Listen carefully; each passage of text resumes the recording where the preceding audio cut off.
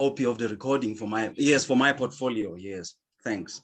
So I just started recording. Thank you so much. Peace and love. Do I go ahead? Yeah, please. Oh, greetings to all.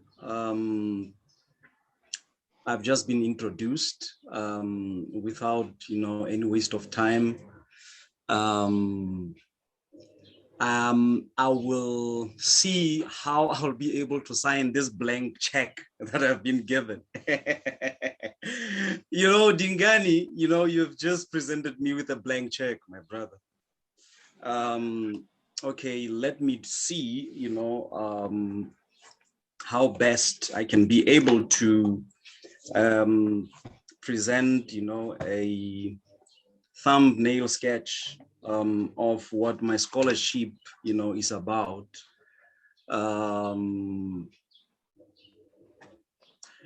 My scholarship is born out of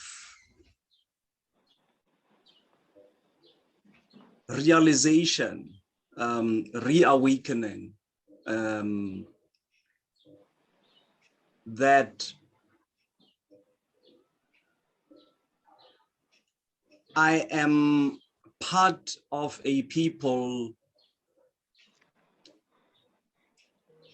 whose psychohistory, accounts for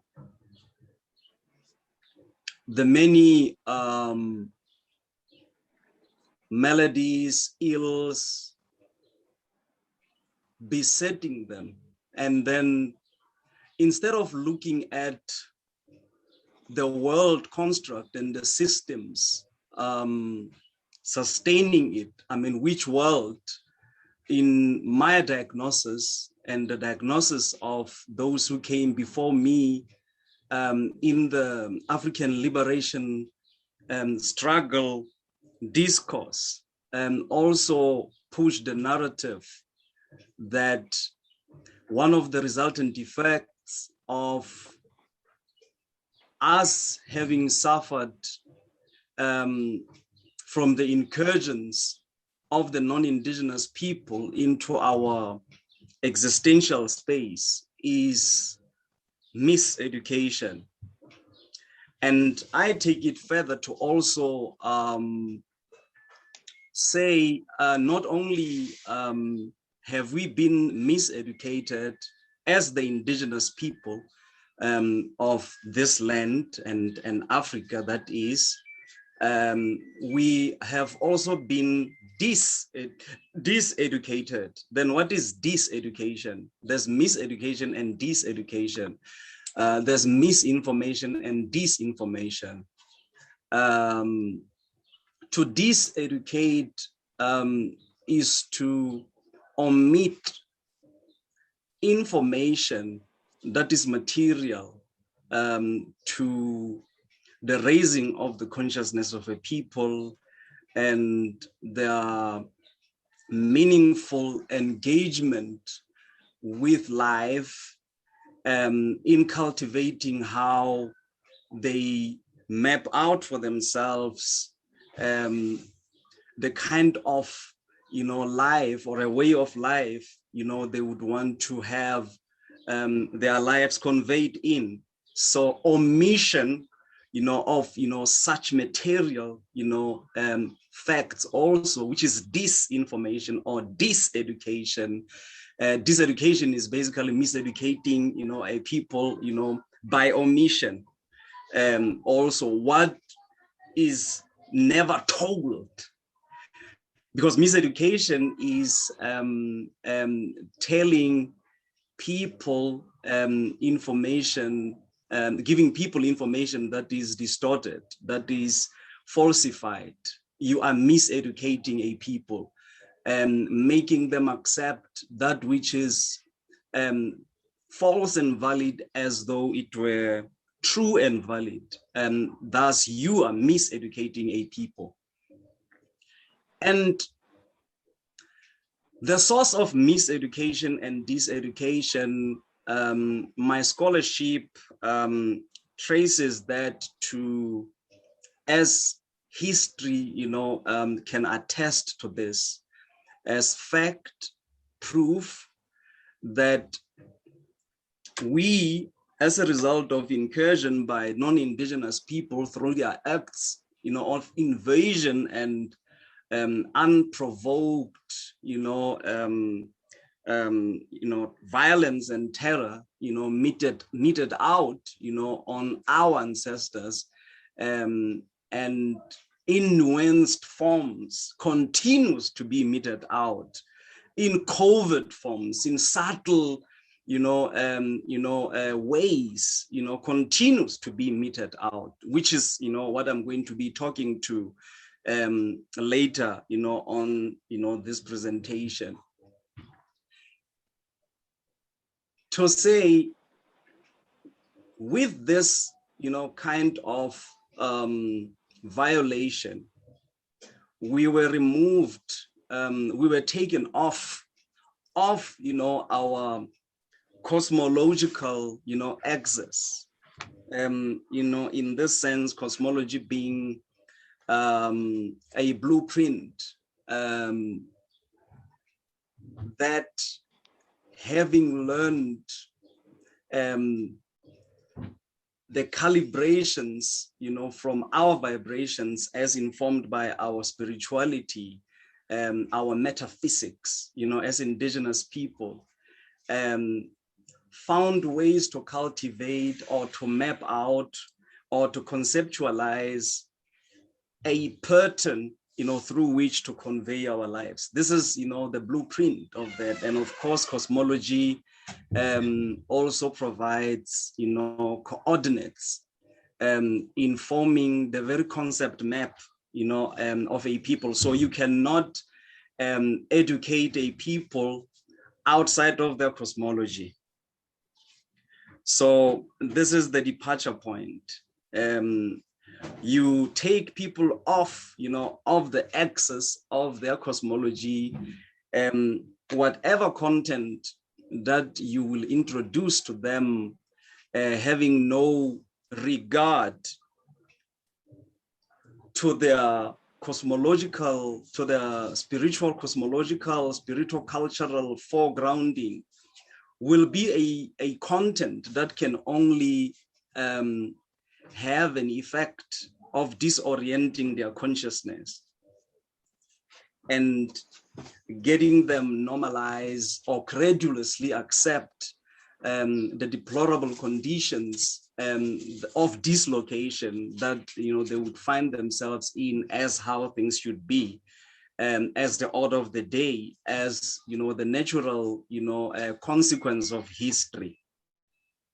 Then my scholarship is then born of a meditation on these things that I have taken into account, and therefore come up with a response that would trigger ability on our people. It is my conviction that would trigger an ability or reactivate ability on our people to reawaken and reconnect with the very power of their being, which their spiritual cosmology has a blueprint for, so that they can tread upon the land,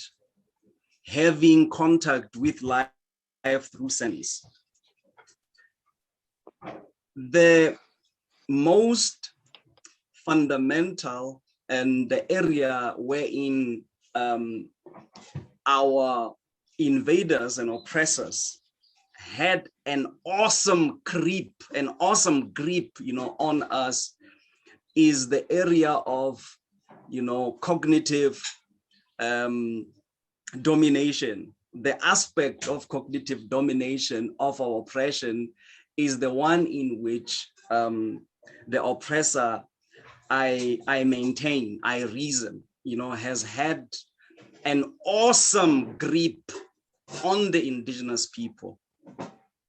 Because if you dominate a people cognitively, you disable their capacity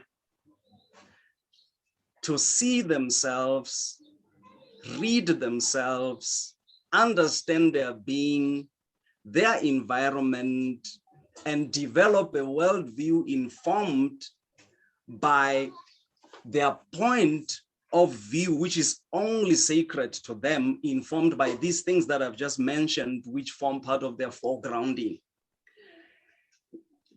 You control a people to a greater degree and at a deeper length when you control their consciousness. What is consciousness? Consciousness is that part of a person that is aware, that part of a person that knows, that part of a person that understands. But for consciousness to be what I have just explained, has to have contents on which this awareness is expressed, this knowledge is acquired, this understanding is established.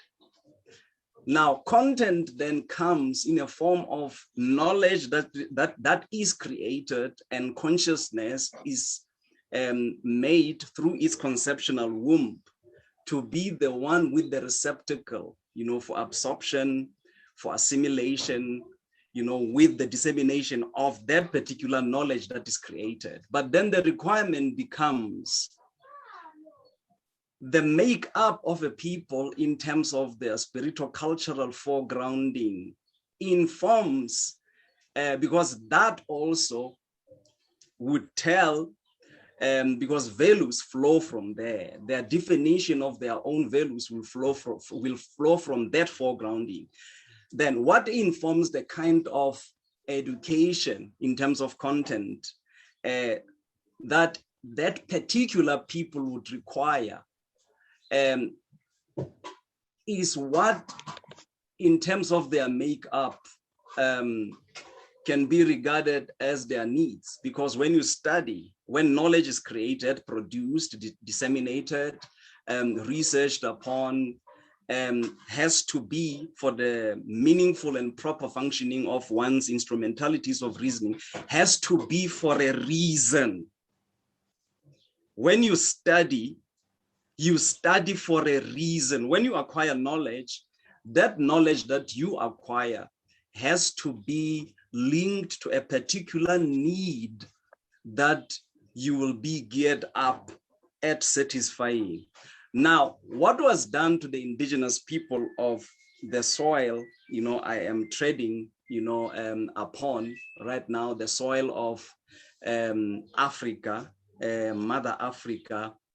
What was done by the invaders through miseducation was to make us convey our lives with the disabled capacity to locate ourselves in time and space. And then we become susceptible to become what anyone, we encounter would determine and will us to become. And we become easy, to being clays, in the pottery, in which we can, easily be accessorized even to our own oppression, even to our own annihilation. We can be accessorized and unwittingly, volunteer, in being defenders and gatekeepers of that which is intended for our disorientation in consciousness and dislocation, in existence, in how we convey our lives, in this earth dimensional existential reality that we are in. Then academic institutions with the knowledge that has been created that went into forming the content, in the curriculum, that went into research, studies, peer reviewing, and finally obtaining, approvals, of, the senates, in these academic institutions is the content that does not, I'm talking about academic institutions also as established on the African soil. It is the content that thirdly does not flow from the knowledge stream that flows from what the essence of the indigenous people breathes for them to find their expression and reach, their existential fullness, meaningfully, productively, sanely so, in the world.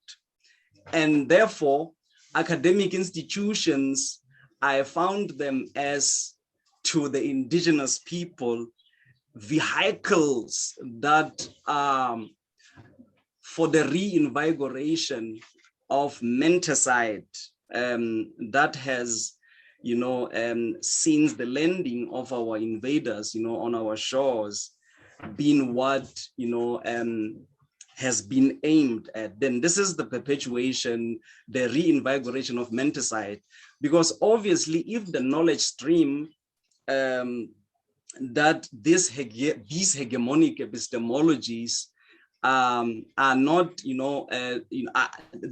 if the knowledge stream that the hegemonic epistemologies that are utilized by academic institutions, that are housed, and given institutional form and framework by academic institution, is not the knowledge stream that flow from the worldview of the indigenous people. It then renders the existence of the very academic institutions, as to their legitimacy on the African soil, questionable. So in that regard,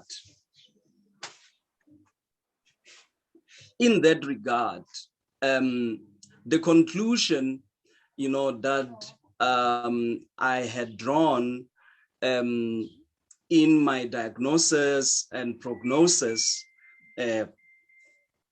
on and around the problem that, I am talking to, is to say, standard education system can only be based on false, on the notion of, false, universalities, the false idea of universality, because there's a supposition with this epistemic arrogance through which knowledges that are foreign to indigenous peoples are being imposed to further dislocate them, to further disorient, their consciousness, falsify their consciousness. There's a supposition, for their universality, which is nothing but the exertion of other people's own ideas of objectivity. That is false universality. So we, myself and my colleagues, fellow travelers on this journey, I'm not alone, came up with a formulation of an African restorative epistemological, framework to say, we are going to herald the consciousness that seeks to unshackle the indigenous people from relying on the cream, the epistemological cream of Europe, and that is Greece. With the emergence of the likes of Thales, Socrates, Plato, Aristotle, and who are said to be, fathers of, according to the falsified, historical, narrative, fathers of various disciplines, geometry, philosophy, and so on and so forth, to dictate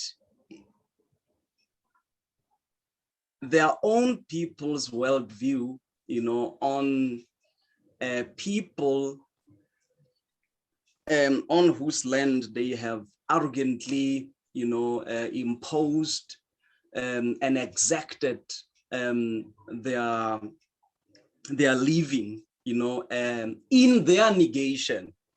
So I am speaking, as a member, as part of a people who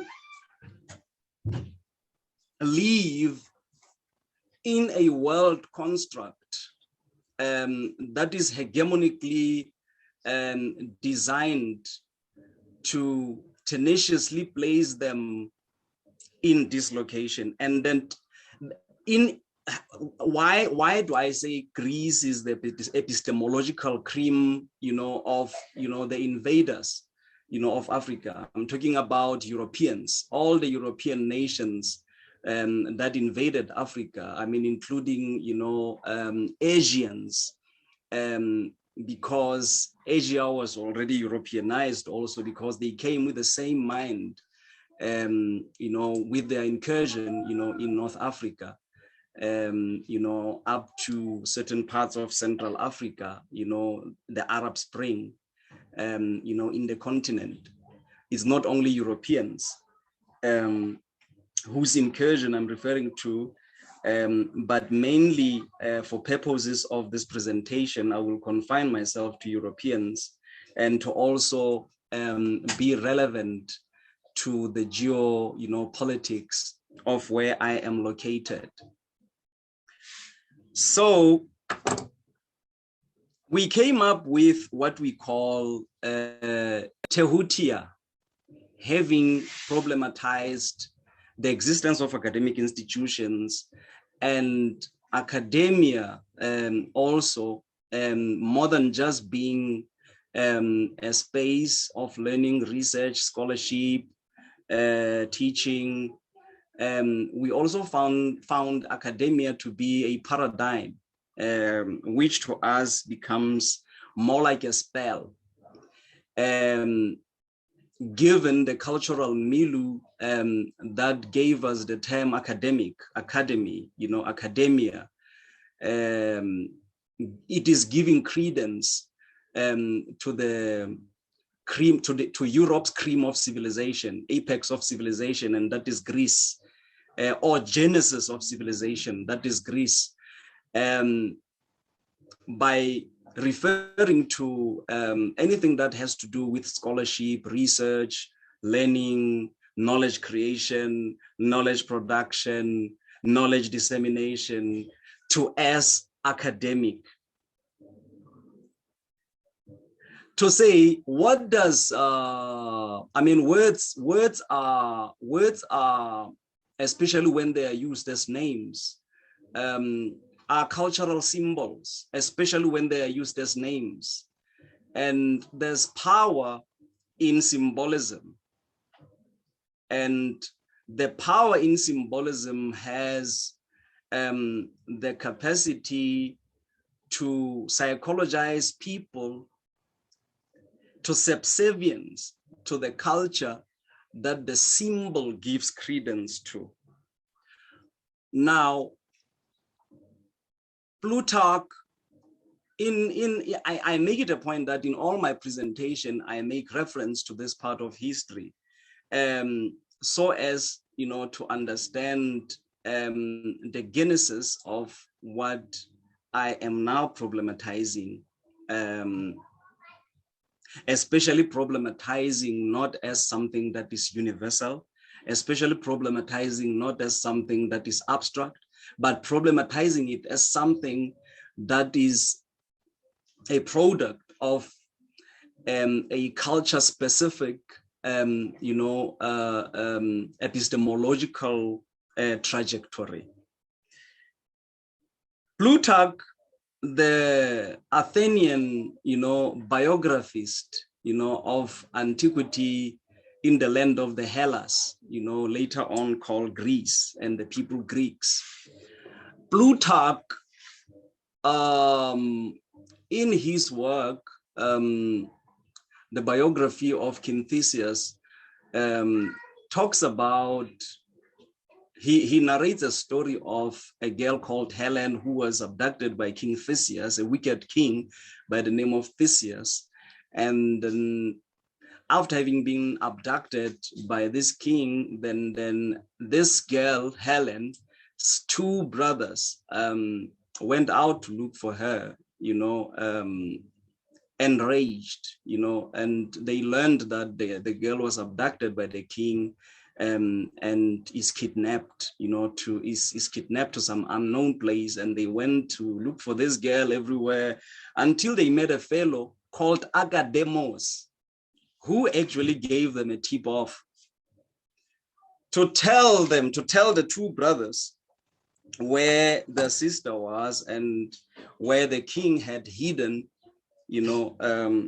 their sister, and they found their sister as a result. And then Academos, by tradition, started being hailed by Greece and by the Greek people of Athens as their war hero, as the symbol of victory. Plato, when he started his classes at the olive groves of Athens, because he was cultured, he, like any other sensible person who gives credence to their culture, and all its symbols in accompaniment, and acknowledging the power of symbolism in the spiritual-cultural.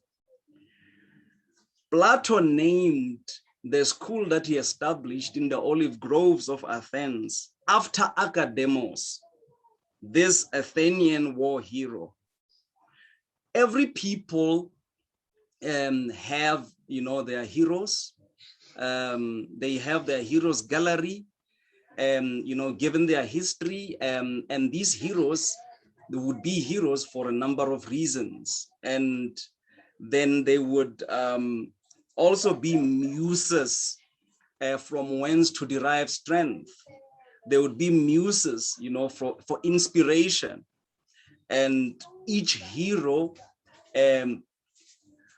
being mused, in a field that the contribution that they played can be relativized to. Now, from the olive groves of Athens, the Academia, which is in Greece, the Academia, the name of the school of Plato in honor of his Athenian war hero Academos, was established. And then Greece, becoming the cultural, civilizational cream of Europe, became the point of reference for all of Europe.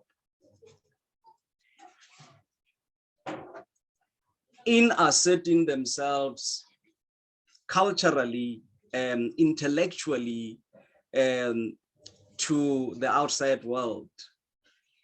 So a learning institution, by being academic, if people are symbol literate, and are taking words as doorways to concepts, you would immediately know the kind of learning that you are actually being introduced to, the minute that learning is adjectivized to academic.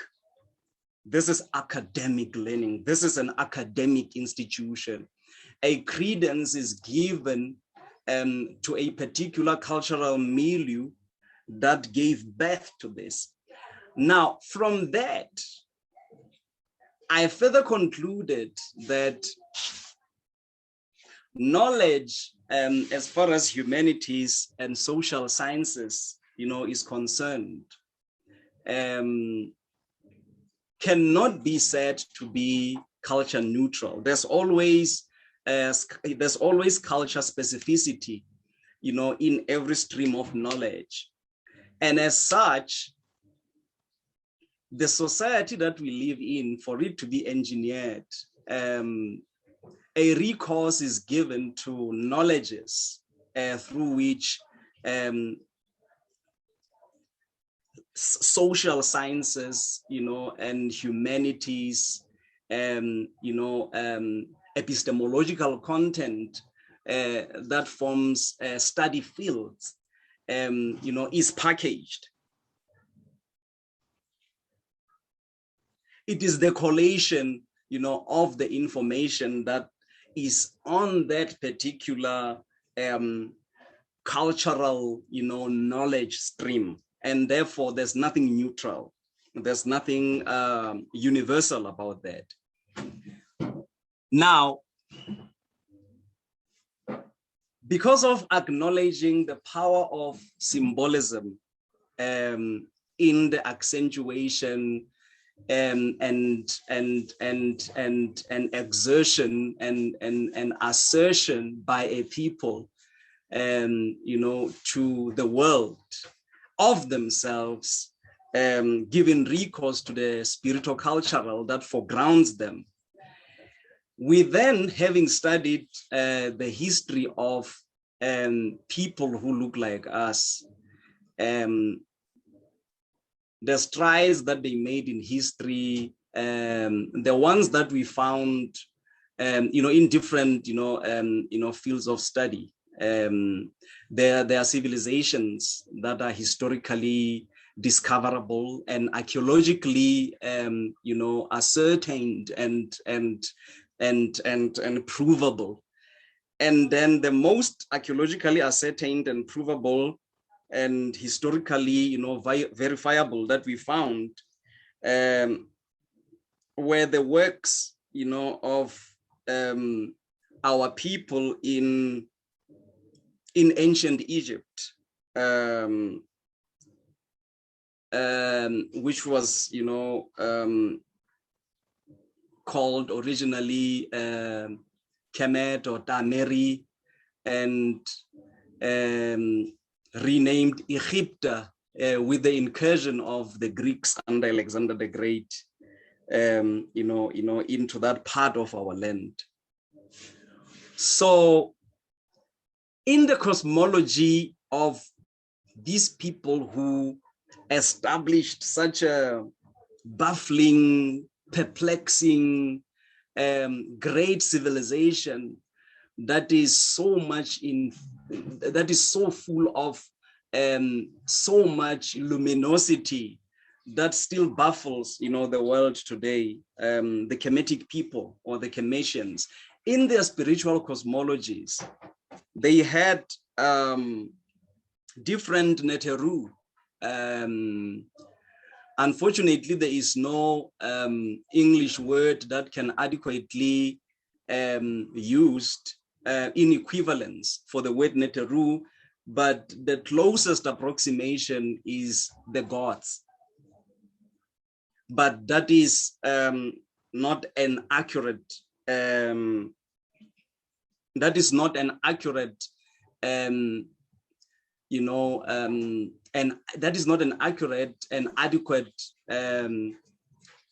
meaning, encapsulating translation to that word neteru. But these were in the spiritual cosmologies of the Kemetic people.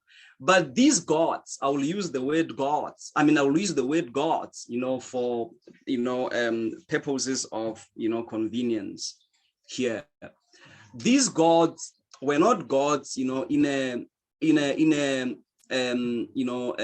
theistic, you know, sense of, you know, Abrahamic religions, but they were cosmological, you know, characters that, you know, they created through mythos, through which to demonstrate certain principles of life, different principles of life. They were not deities. That's why I said not in the theistic, you know, sense. These were not deities, but mythology and cosmology was used to give a form, you know, to reference, to externalize to people at a certain level of their learning, things which were merely, you know, principles of life.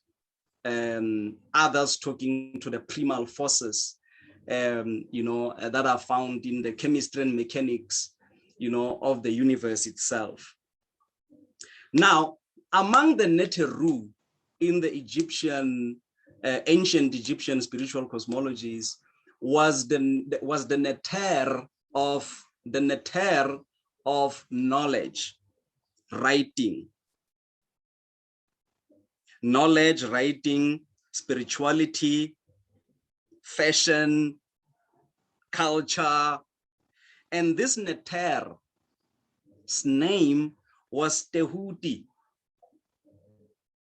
ThT was the name of the NETER of writing, knowledge, spirituality, wisdom, culture, fashion, magic.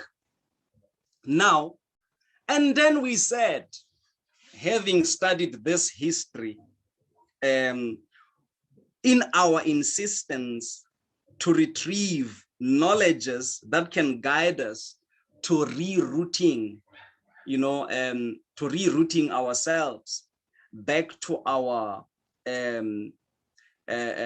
oriental place, you know, of elevation, our oriental place of excellence, you know, as African people, to reactivate, you know, our rise, you know, from the place of dislocate, to relocate, recenter these ancient African concepts, which are ever relevant, you know, found in our cosmologies and mythology, because cosmology and mythology unpacked, you know, speaks to, you know, life principles, life experiences that can even be represented in mathematical equations. So, and this also talked to the holism of knowledge.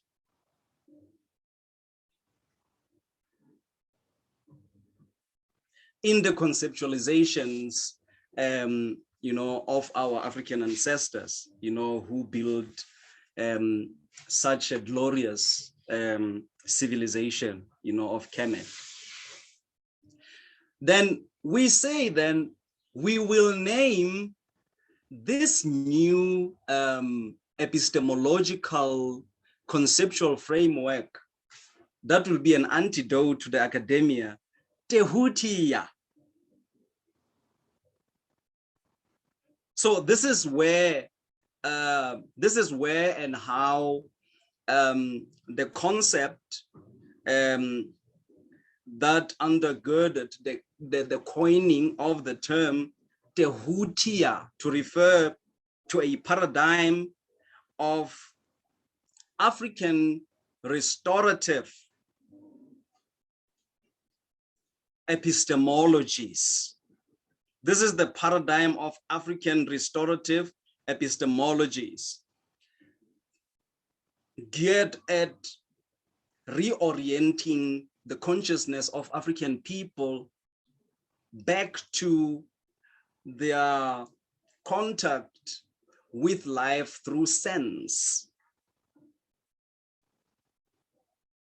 Because now you destroy a people's sense by imposing on them knowledge their vibrations are not in resonance with, knowledge that does not, address their needs, whose application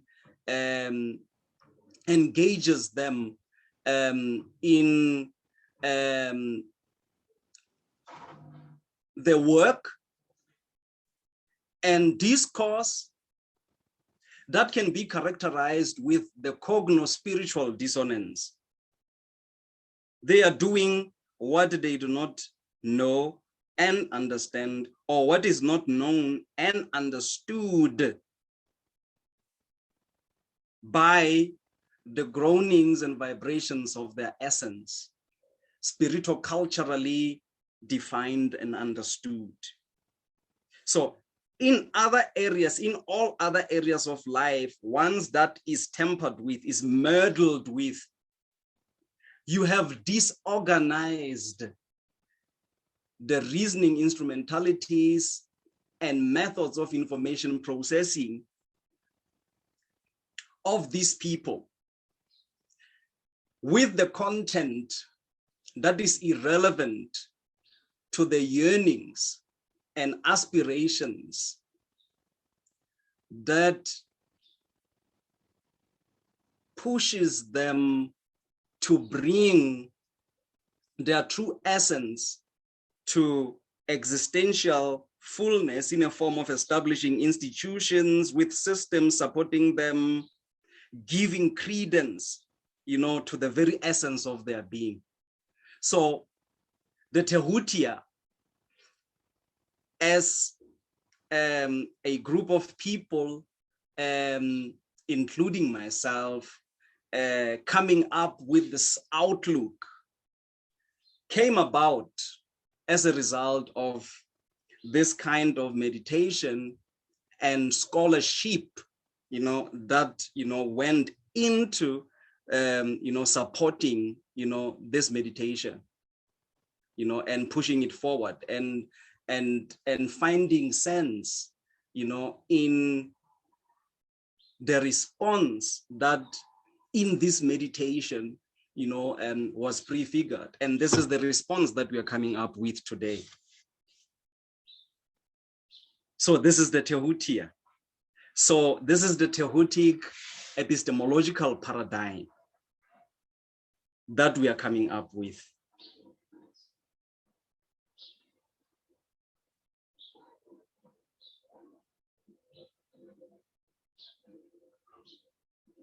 I can't hear.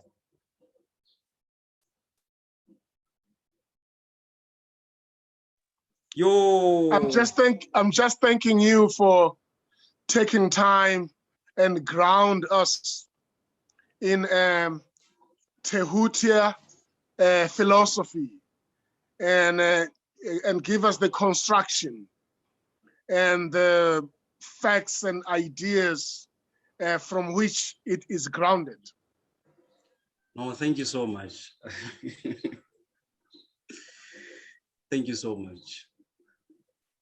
Will it be better for us, maybe just within this, and maybe allow students to ask questions before we move to another thing?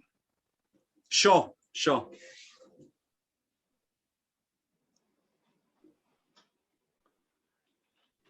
I'll start. You're not my student. I'm warming the tables. Okay. May you just maybe very briefly talk about how do you come about referring to these ideas as you refer to them as meditation? How is this word meditation come about to be used? Because I find that it's deepening me. I just feel like I want to dig more from that. Okay. It's meditation in different ways. And one way is simply, giving a particular object of perception deep thought, giving a particular, phenomenon a deep thought, observing it in the depth, of your thoughts, and trying to understand it for what it is, without judging it, without judging yourself, and leaving out, all prejudices. And I speak about meditation in that sense, thinking deeply about things, devoid of, prejudice, seeking to understand them for what they really are. So you are in meditation.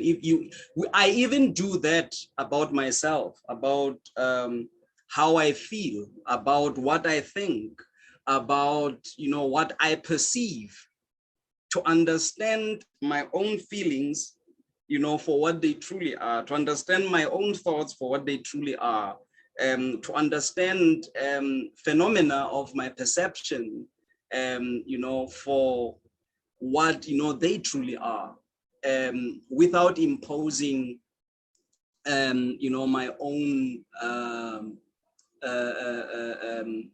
preconceptions, to that. Meditation is very important because it's also a womb space, of creation, especially if you want to create, if you want to, bring to life something that never was, or resurrect back to life something that, has been known, to be dead. So you need to go to that womb, space, of meditation, is where, concepts, ideas, outlooks, are born. So out of that space, then you formulate, you give a form according to how the directional aspects of your consciousness, dictate. You give a form to the outcomes of your meditations according to how your consciousness directional aspects, would dictate. And this is why I'm making, these, utterances, these words that are unheard of, because they come out of, the womb space, of creation.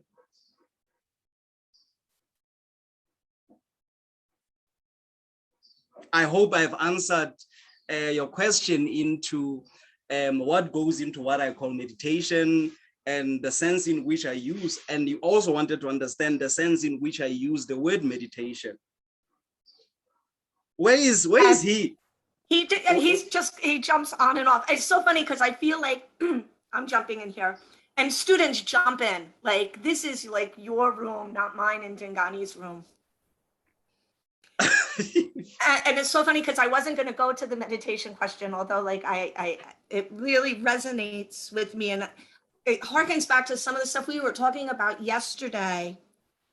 And I guess I feel like, especially coming back to a psychology, which has a presupposition of universality, which is problematic in and of itself, that like, there's this notion of kind of the me, which is this identity that has the baggage of cultural artifacts that are forced in through kind of histories and generations of like trauma and violence, and that there needs to be this coming to an I, as opposed to a me that was one a little bit more with kind of a cosmological essence. So thank you. I mean, I have to think about all of this stuff, but I wanted to jump in here and ask you, because we've never spoken of this, and it just kept jumping out to me when you're talking about the power of symbolism and the reorientation or like regrounding. And it's so funny because I've always used the word reimagining, and it's not reimagining at all, because you don't have to imagine it. It's always been there. It's kind of the reorientation or, Sure. or the reclamation. But where do you see language as one of the major symbols, as kind of part of how you're conceptualizing, right? Because, you know, I keep kind of going back to this history of ancient Greece, notions of culture, notions of civilization, and how language has been, in various languages, have essentially been, I don't know, made extinct, wiped out. And the notion of kind of a lingua franca, or a language to convey information and produce knowledge. And I don't know, I'm asking, strangely it just popped in, like, where do you see language in terms of the tongues through which people speak? Language carries culture because it is a cultural product. So it carries the DNA of that which produced it. By language, I mean any language.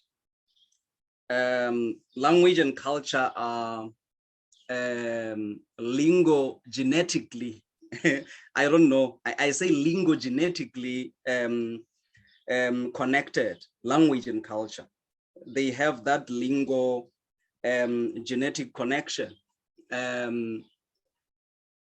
Culture also not precluding innovation, because innovation is built in, is part of, you know, what is inherent, you know, in culture. Culture does not preclude innovation. I wouldn't want to make a redundant statement that culture is dynamic, you know, because I find that to be redundant. You wouldn't need to say culture is dynamic if you understood that innovation is part and parcel of cultivating. Because we create, cultivate, cultivate, cultivate. And whenever there's another new thing that we want to bring to life, we go back to the womb, you know, of creation. We create, cultivate, cultivate, cultivate, and the rest can really just be innovation. Now, language, then I will say what I had earlier on, you know, alluded to say, out of meditation, which is the womb space, you know, of the mind, where the mind receives what the womb of awareness, you know, has conceived and processes it. That which has been conceived and is processed by the mind processes it for its intelligible expression. The mind can only process what the womb of awareness has conceived. The outcome of the processing by the mind of what the womb of awareness has conceived can only be the rendering of the concept into an intelligible form. And this is where language comes in. It is just the intelligible form of what was conceived at the meditational, you know, level, of vibrations. Vibrations gave shape to that which the womb of awareness, you know, has conceived, and the mind processes it to make it intelligible. And in that process, we innovate. It is where languaging, you know, comes into being. That is why most words emulate in a way the sound of what they are used to describe. And it is only the work of innovation that can, have that effect, going into the creation of language with concepts that were conceived prior. Conceptualization is the workings on the concept. The concept is being worked on through conceptualization. There's a concept, but for this concept to have meaning or to be meaningful, then it has to be stretched. It has to be stretched. We have to test where this is relevant, what this concept talks to, what in us or in other life forms, is what vibrates to this concept. Then in our conceptualization, which is the working on and with the concept, then we come up with the framing, which is the work of languaging, just to render that intelligible. That's what we do. I will also refer to language as, you refer to imagination. I will talk about, image, because what you conceive based on your meditation makes you visualize something that is not yet named. And then you need the linguistic locomotive to make that intelligible. Then language becomes a mode or means through which to transmit images as contained in the culture that language carries. Then imagery precedes words. The imagery precedes words. Now words are there as a mode of transmission of images as contained, in the culture, that they carry.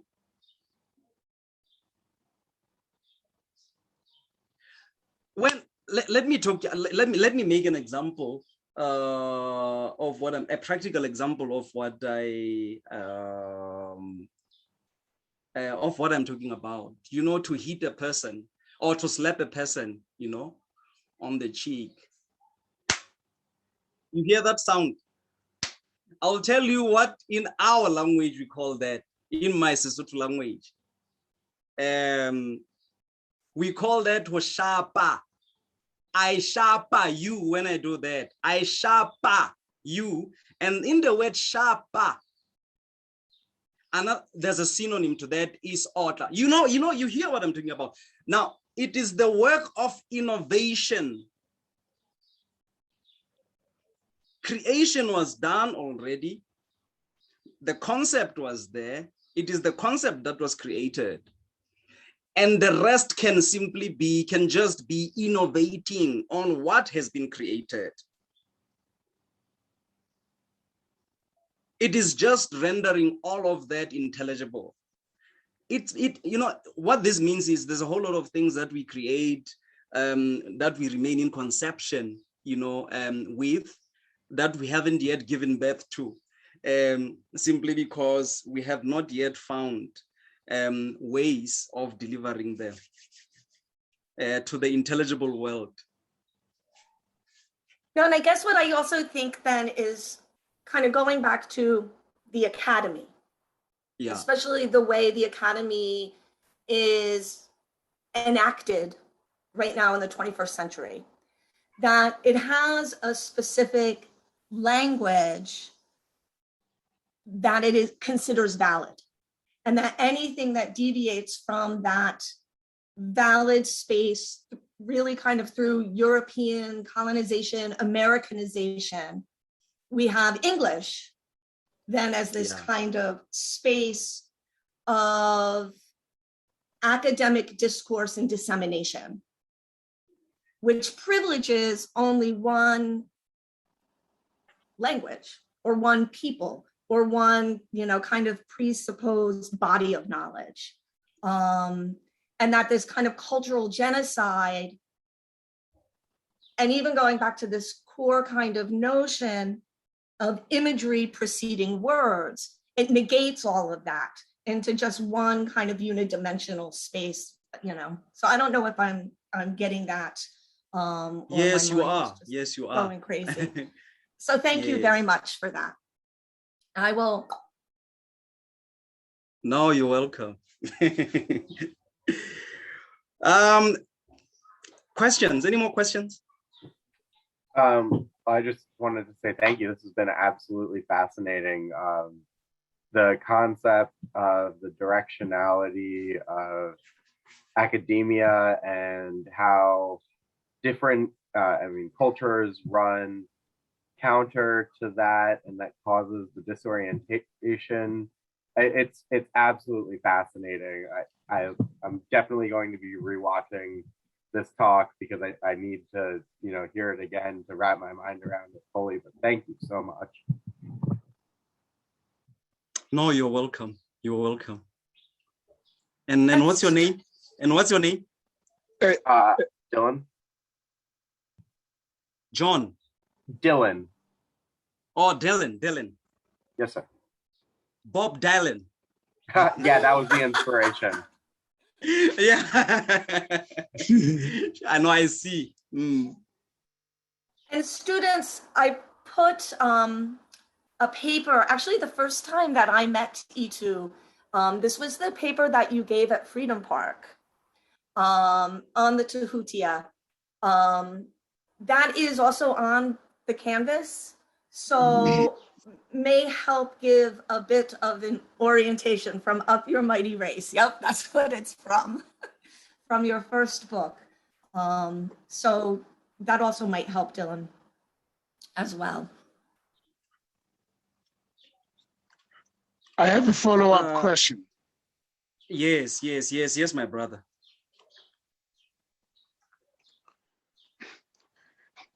Earlier, well, there are two of them. The first one has to do with cognitively disabled indigenous people. So the question there is how or what will happen if we can able, as opposed to disabled, if we can able these indigenous people cognitively, what will be the contribution of that from where we are right now? That's the first one. The second one is, when I listen to these ideas all the time, I just want to hear what resistance or what responses do you get from other scholars, i.e. the scholars that are coming from academia? What are the usually responses? Okay, can I respond?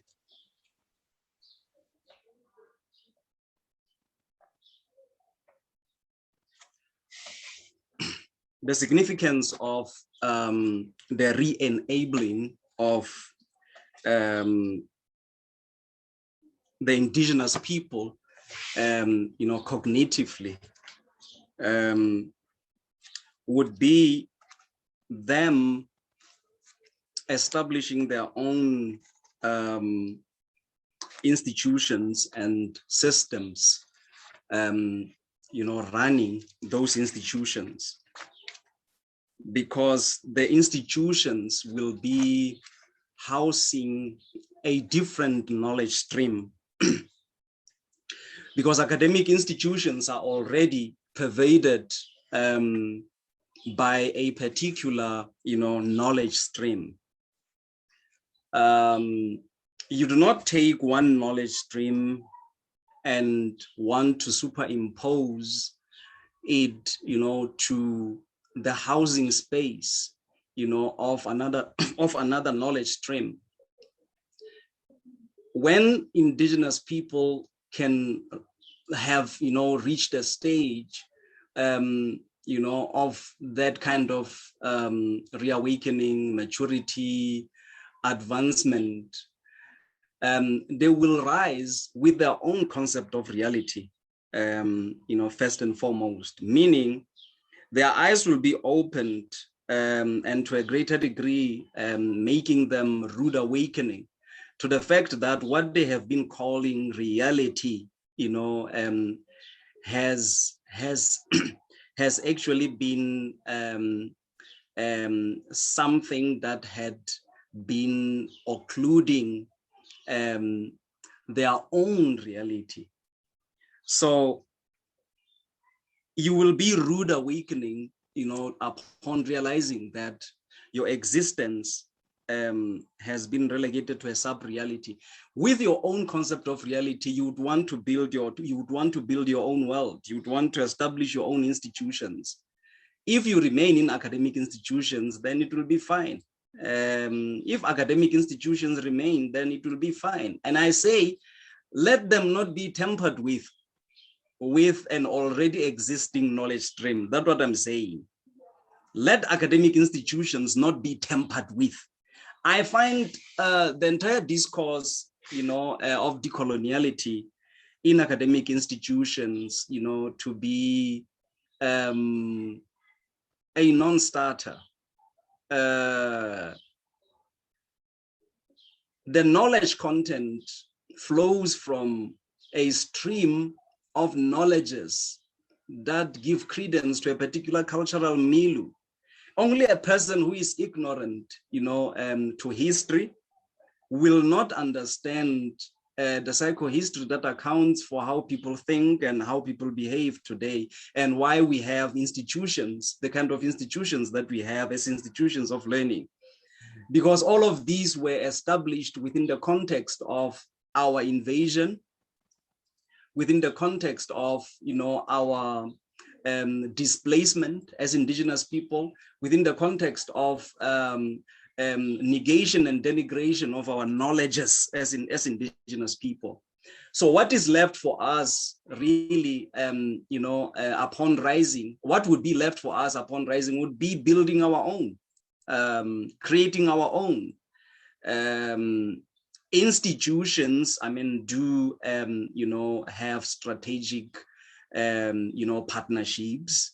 We can develop our own institutions, which will have, autonomy and sovereignty, and engage with the Eurocentric knowledge stream, on the basis of forging, strategic partnerships with academic institutions. That's where I'm coming from. Instead of saying, no, we must decolonize, let's decolonize. Now, are you not in a process of decolonizing, then, denying, other people of their humanity? Or are you creating mediocrity here? Are you creating a tossed salad, of epistemologies?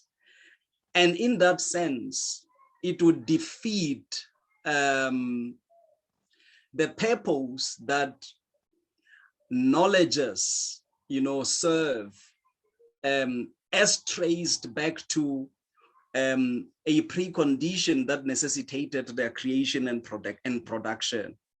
It's like knowledge is created and produced for the sake of creating it and producing it. And, it can mingle with other knowledges, somewhere, and, and we can get people to, imbibe, what, I would really, refer to as epistemological verba charter, and there would be meaninglessness, in all that.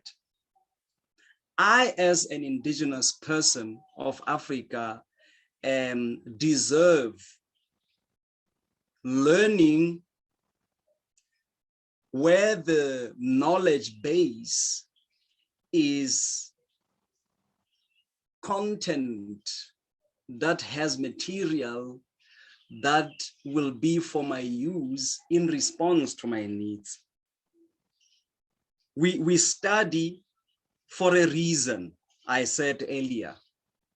And because we have different psycho-spiritual foregroundings as a people, we have different psychologies as a people, then our tastes, interests, aspirations differ, and the knowledge that through education system I would need to have in order to serve those interests, tastes, aspirations would differ from somebody who embraces values that are different, from the values that I embrace, would, reason, is their purpose for, acquiring knowledge.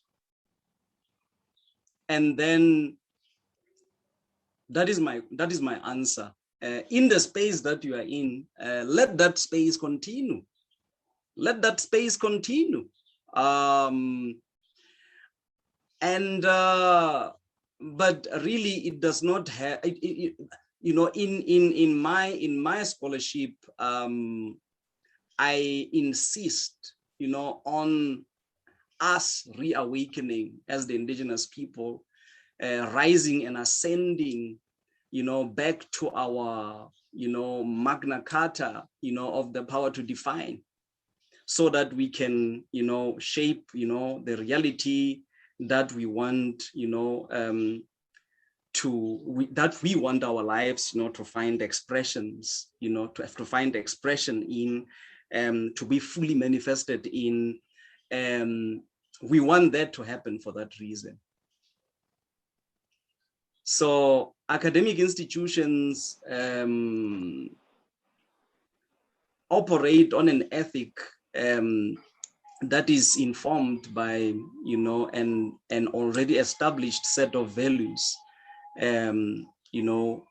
of, other people.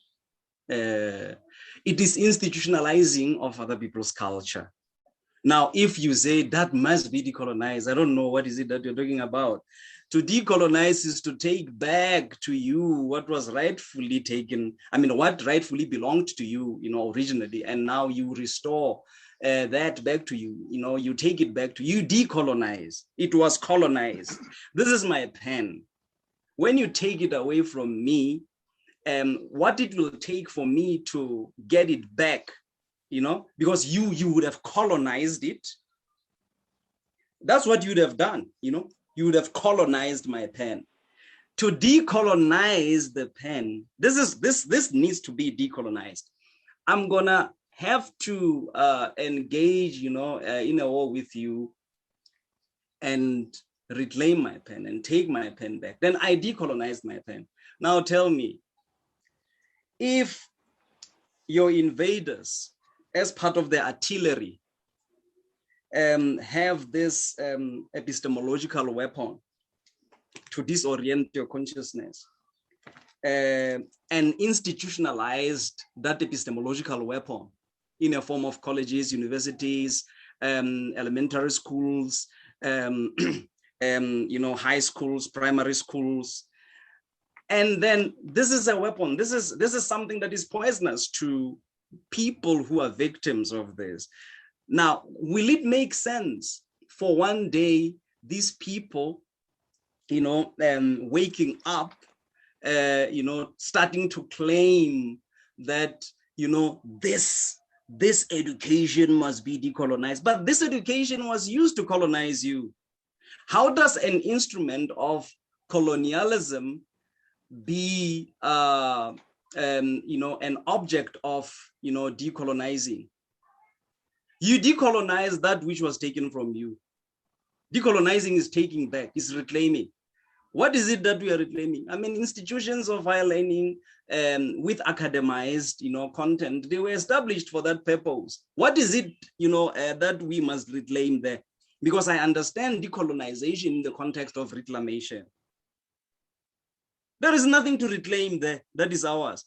And we are agreed, with other scholars to say, this is a Eurocentric curriculum. But now when you say it must be decolonized, from what to what? If the curriculum is Eurocentric, it is Europeans who came with it. What is it that you want to decolonize there? What are you decolonizing there? Imagine you go to a foreign land, you have your own culture, you arrive there, whether, you exert yourself, forcefully, you find the people there or they welcome you, they give you land, and they allow you to establish yourself, in manners, appropriate to your culture. And among the things that you do, you establish your own institutions. And then these people come and say, no, these institutions must be, the curriculum must be decolonized. Really? Now, I find that to be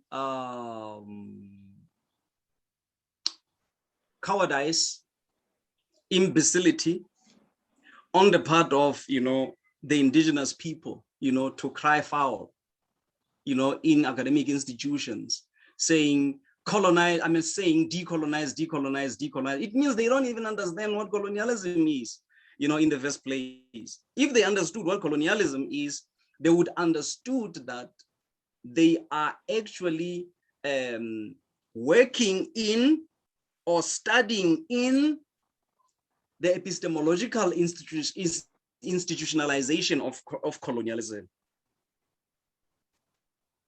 So it's like academic really institutions. Yes, academic institutions are colonial instruments.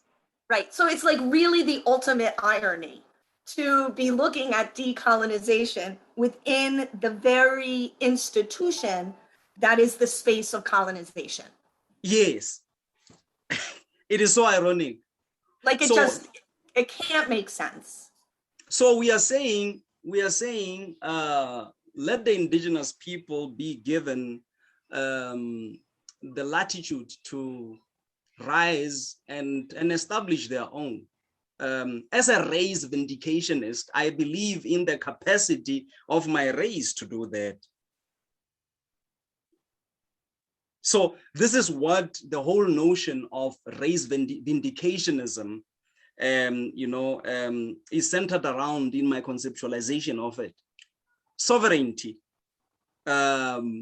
is, a test of independence. If you are independent, if you are free, then live as a sovereign. If you can't live as a sovereign, you're not free. You're not independent. You can only be a surrogate intellectual. That's what you can only be. You are an indigenous person, who takes pride in being given,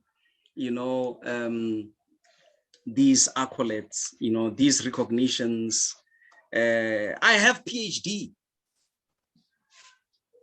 and you walk around and among your own people, intimidating them with this thing, which only becomes permanent head damage, in your ignorance, for you don't even know the trajectory of culture and spirituality that gave birth to the doctor title. It was a papal title. It was issued through papal edicts. It was a church thing. It was an ecclesiastical thing.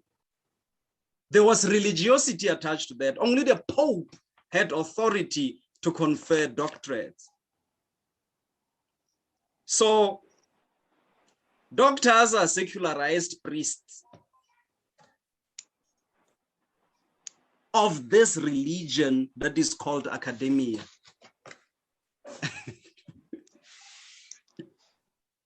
Itu, may I have a student, Ibtisam, whose microphone doesn't work on his computer. So they sent me this question or comment to give to you for response. Oh, but So has the student been following? Yes, the students hear and can hear. They just cannot speak so we can hear it. So Ibtisam says, hold on. He says, first of all, hello and thank you. And then they say, so would a better way to say decolonize, especially with terms of education, mean establishing different means of education? And what would that be possible with how deeply ingrained Western educational standards and ways of teaching are? Oh, that's the question. How possible will that be? You know, in the light of the entrenchment, the depth of the ingrainment of, you know, Western education. If, you know, developing alternative means, you know, of education is what decolonizing would mean, you know, as she, you know, understands me. Look, it is a matter, it's just a matter of will. Do people have will? Do indigenous people do they have a will, you know, to rise and do that?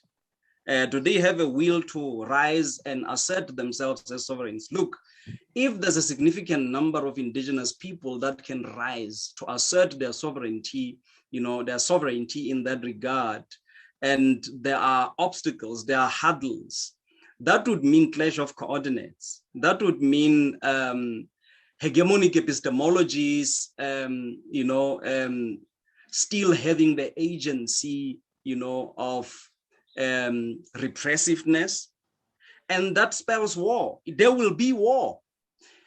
One part that won't be, you know, avoided, you know, if by ingrainment of, you know, Western education, the depth, you know, of the ingrainment of, you know, Western education is what Etisan, you know, is questioning the feasibility, you know, of what we are proposing. If that is, you know, the sense in which the feasibility of what we are proposing is actually being questioned, it also means that Etisan, you know, doubts the capacity and capabilities of the indigenous people, you know, to live as sovereigns.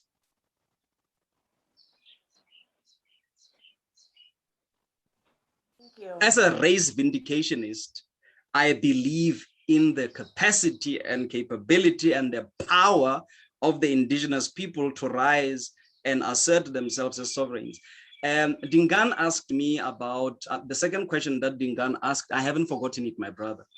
What has been the reaction, you know, of, you know, other scholars, you know, as far as what I'm advocating for is concerned, as far as, you know, my discourse is concerned.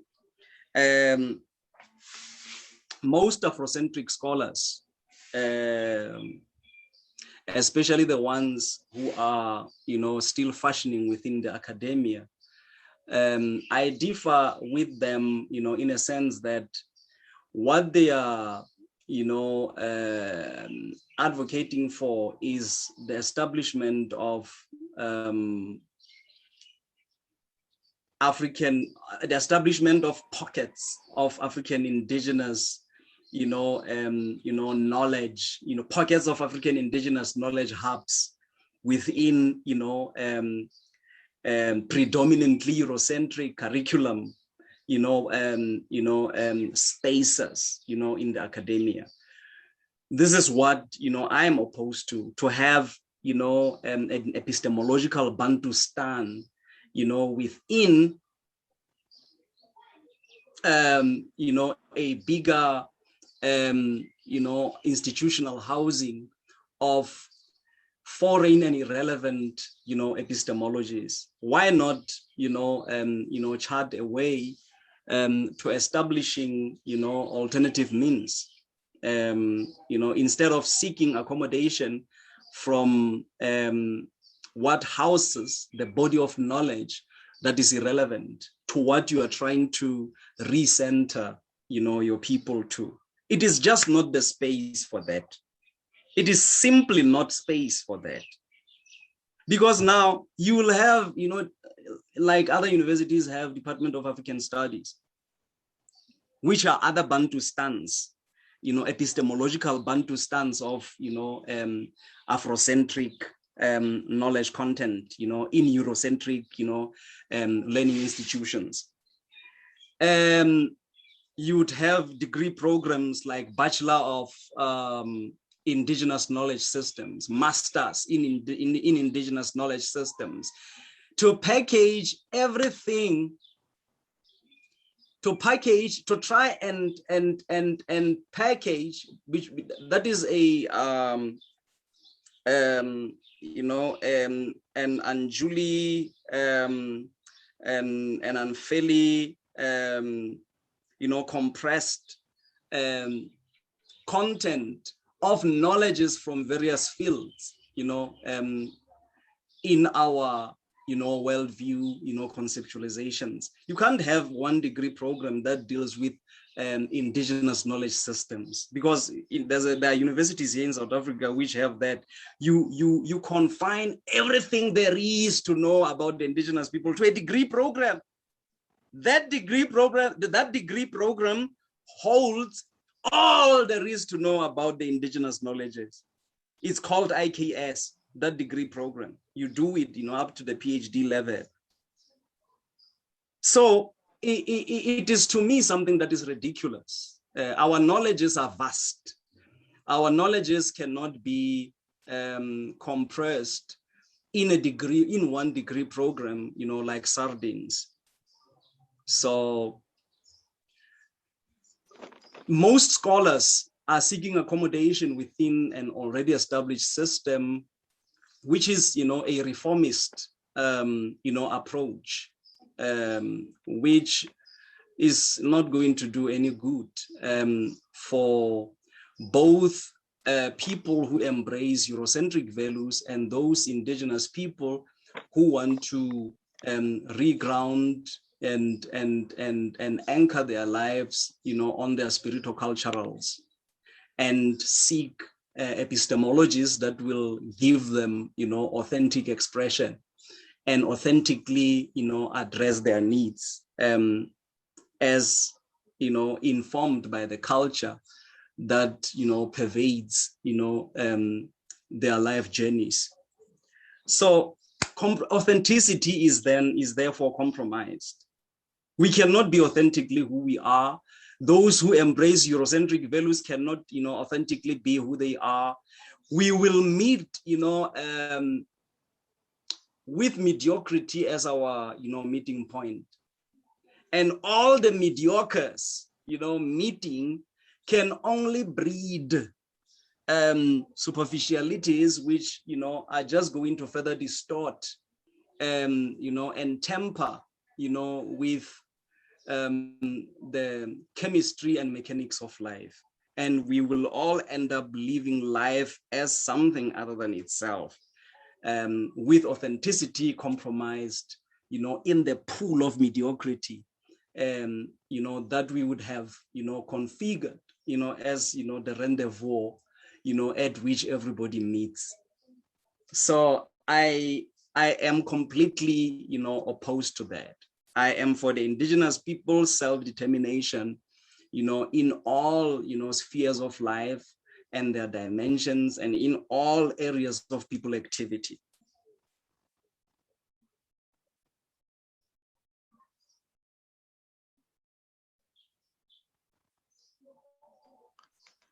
Thank you. No, you're welcome, my brother. This is probably my last question. Looking at the time. No, I'm still here. Well, it's not even a question. It's not even a question. May you, looking at the South African context, current context, May you give us just one example of how, if people begin to think towards this direction or adopting these philosophy, maybe apply them, how will what are the challenges that you're seeing now in South Africa that could have been maybe easily addressed if these ideas, or if people were thinking or adopting these ideas?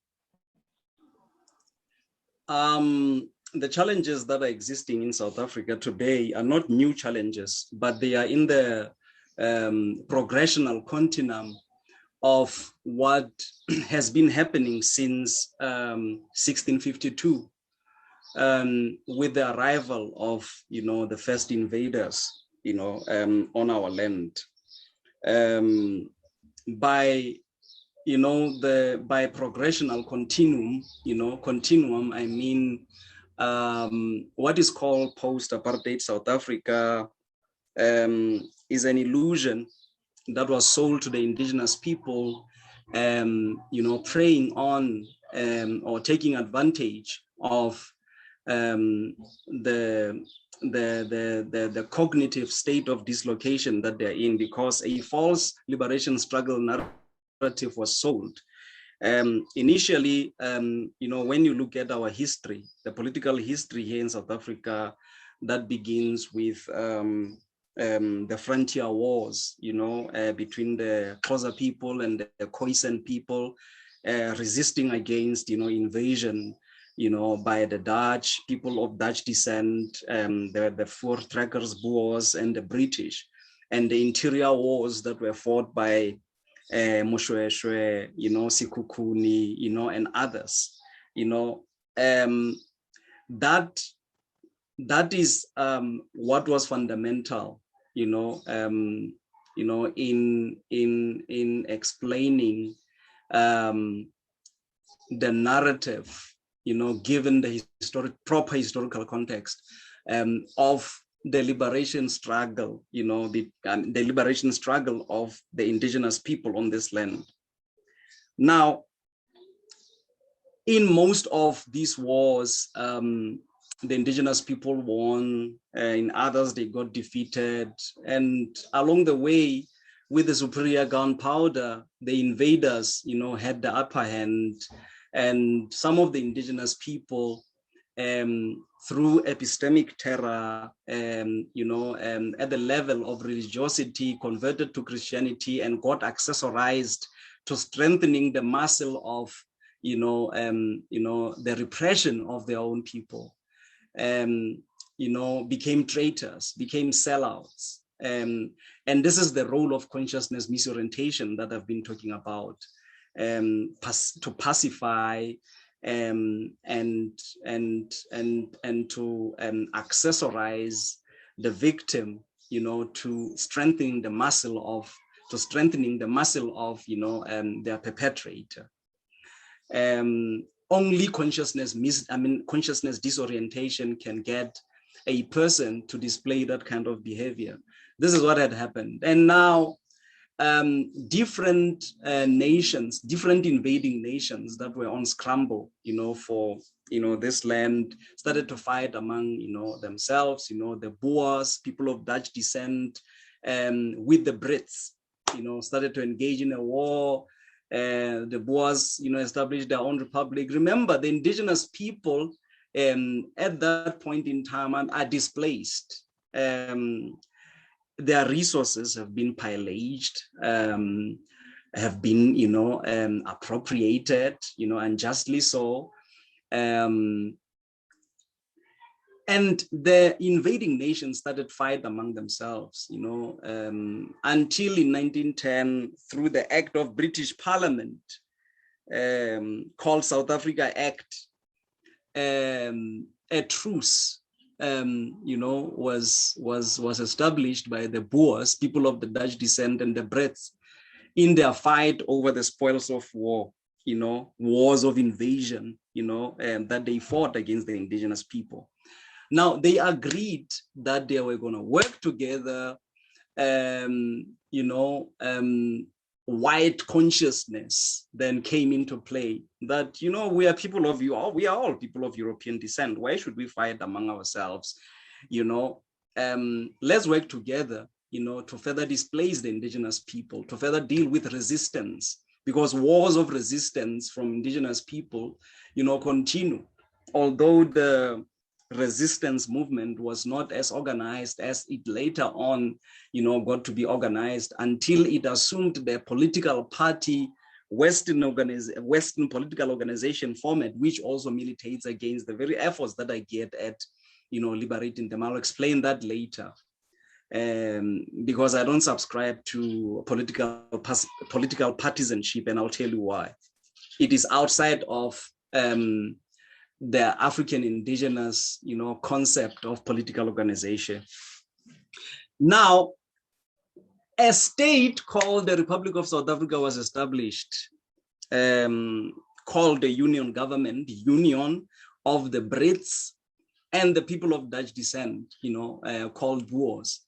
So to this day, this is the state that was established in 1910, where the Boers and the Brits decided to work together, against the indigenous people, and imposed this body politic, this polity called the ZAR, Zuid-Afrikaanse Republiek in Dutch, or Republic of South Africa as it is known today, is a colonial state.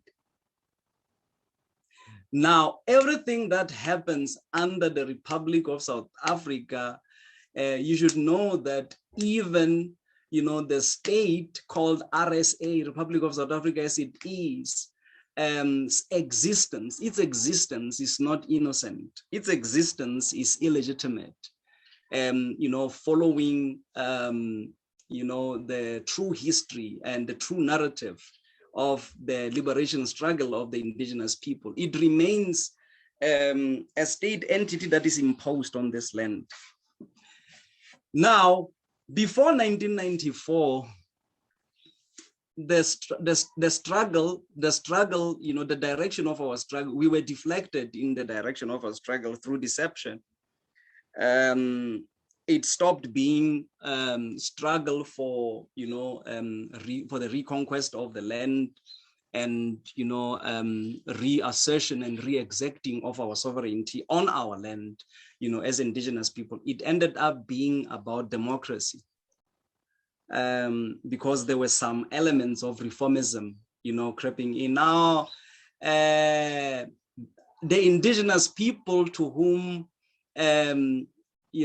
Western values were sold, felt that, no, they must give us an opportunity to be included in this thing, in the state. We want to be part of it. Now, it stopped being about the dismantling of this imposed polity by the British and the people of Dutch descent called the Republic of South Africa. It stopped being about that. It ended up being about the indigenous people being co-opted into this imposed state, into this criminal settler colony that is called the Republic of South Africa, which remains a criminal settler colony, by the way, because in 1994, it was never liquidated. The Republic of South Africa, an Anglo-Boer republic, was never liquidated. It was never liquidated. A new state was not established and proclaimed in 1994 here in South Africa. And the question would be, if South Africa got its freedom or independence in 1994, freedom from what? No, they gave us right to vote. What's the struggle about that? No, you guys are not allowing us to vote during elections. We also want to vote. Now we want our land and sovereignty back. Became, we also want to vote. And then white people said, oh, you want to vote? Okay, you can vote. And that's what we did in 94. We went to the polling stations, voting and voting and voting. Yeah, we are free. Hey. And that was freedom. And we are voting every 5 years. Hey, this is my democratic right. But our struggle was never about democracy. We never fought for democracy. The apartheid government was a democratic government. That was anti-Black. Why am I saying it was democratic government? It was a government in which people, were placed through democratic means. There were elections. Which people? People who imposed that polity on the soil that rightfully belonged to the indigenous people after invading it. They practiced democracy in their state, in the state that they established. Our issue, our ancestors never had issue with whether or not there's democracy. But the issue was, these are invaders. And the administration is colonial. And all of this must be dismantled, and we should regain control, of the land, ownership of the land, and establish ourselves on this land as sovereigns, politically, socially, educationally, culturally. So that was what the struggle was about. Now, revolution got supplanted with reformism. There were those of, among the indigenous people who said, no, but this system, as problematic as it is, but we can still find a way to work around, with it and find, some pockets, in which we can insert ourselves, for comfort within it. The hell that we have been subjected to, the majority of the indigenous people were deceived into believing that they can get a Kool-Aid amidst its fires. Kool-Aid. This thing that is called freedom in South Africa is Kool-Aid. The minute you complain, the minute there's an outcry, they give you Kool-Aid. Finished. When Kool-Aid is finished, you cry again. Yeah. Now, and it has become about rights now. My rights, this, my rights. I have constitutional rights. The Constitution is based on the deluding legacy of neocolonialism. The constitutionalist, principles upon which the Constitution is based are pushing forward the deluding neocolonial legacy. Deluding who? The indigenous people. That's why the indigenous people, because of consciousness misorientation, that I began the presentation, talking about, most of them do not know whether they are free or they are not free. Once you do not know if there's a problem, it means you're in trouble. Firstly, you don't know if there's a problem. You don't see the problem. To most of our people now, because of this menticide of consciousness falsification, the way things are is how things should be. They see the way things are as the natural consequence of history. Because these are spiritually castrated, and mentally, debased, people whose cognitive maps don't have, proper coordinates to enable them to see where they are walking. People who can't even see where they are walking. So our scholarship is for the heralding of this new consciousness, to be a rallying point around which, to reawaken the indigenous people. It may not happen in this lifetime, but we have also committed ourselves to do this work, keeping in mind the legacy implications that would have far-reaching implications for posterity. We're not doing it for now. It's not your look for colonialism to have the grip that it has today. A plan was made long time ago.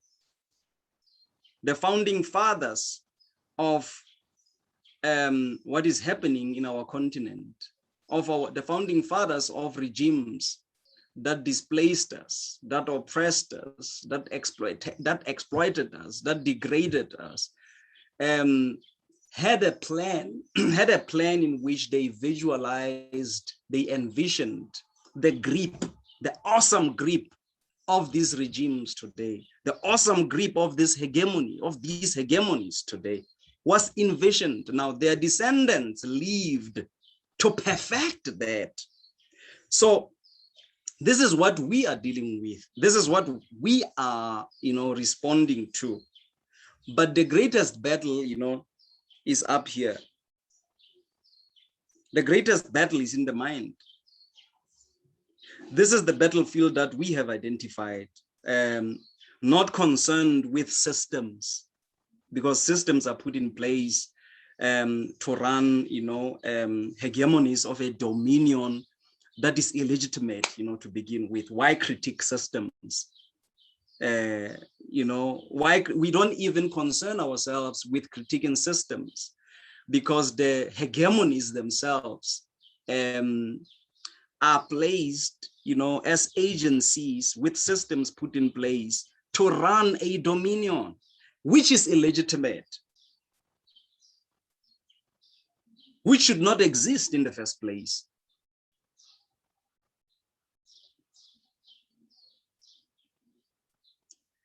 Yebo. Thank you. That perfectly encapsulated, and just again always gives me food for thought. Dingani is off again. So I think where is he? Either he's drinking some palm wine or he is no, I'm just joking. I think the network, I think the network, because usually if that happens, he texts me too. No, it's palm wine. It's palm wine. I'm sorry. Yeah. But I think, I mean, that perfectly encapsulated. I mean, I could just sit here all day and talk, and I feel like the issue of democracy is also just this construct. And I think of a thesis that was put forth by, I can't remember who the person was, but it was the notion of actually linking back every genocide to democracy. That it gives us this false promise put forth by the folks who have the power that we buy into something that people are part of, when in actuality, it just almost like the missionaries, it just becomes another tool of the oppressor to destroying the people in the name of the people. Yes, yes. So I think this is a great place for us to leave and think. I don't know, students, if you have any concluding thoughts. I mean, I could go on forever, and I don't want to do that. I would like to say something real quick. Definitely thank you for taking the time today. I'm definitely gonna go back to this recording and watch it, because I feel like it's so incredible. Some of the things that right now is coming to my mind, or one of my favorite sociologies, Du Bois, the double consciousness. That's one of the things that when I was hearing you talk, it kind of brought those same memories, and kind of relating that to the United States and the double consciousness and what it is, and the oppression that it causes in people. So I definitely appreciate you sharing your wisdom with all of us today. So I'll definitely take that. I appreciate you too. Yeah. I appreciate you too. And please feel free to, ask for my, contact details, my email address, Yes. from either Susan or Dingan. They will provide. And my WhatsApp, if you're on WhatsApp, Okay. we can further, the discussion there. I would love that. Seriously, I would love that. That would be Yeah, awesome. we'll add No, I'm you. Yeah, no, thanks. We'll add you to. Thanks. We have a group WhatsApp. So I can't. I mean, this was, as always, I'm humbled by being able to listen, learn, and really engage in the deconstruction of like a dominant discourse. And I just can't keep thinking about what we were talking about yesterday and throwing the baby out with the bathwater. When you said, well, if the baby is a demon, then throw it out with the bath water. If the baby is a demon. So why not leave it? Why leave it? Why leave it? No, throw the bath water with the baby if the baby is a demon. That's right. But it doesn't even warrant engaging in the discussion with that kind of, dominant hegemonic space. So again, students, Itu is very available. I can, Itu, if it's okay, I have some links if you want me to share some of those with students. I can. Yes. Of some of the works we've discussed over the years. No, feel free. Because this is really, in my mind, it's not even engaging with the academy. It is moving to something that really resonates with different spaces of consciousness that the academy can't. And the notion, I think of Plato establishing the academy in honor of a god of war in and of itself just begets violence and killing of ways of thought that, at its core, cannot have a redemption. Let me switch the lights on.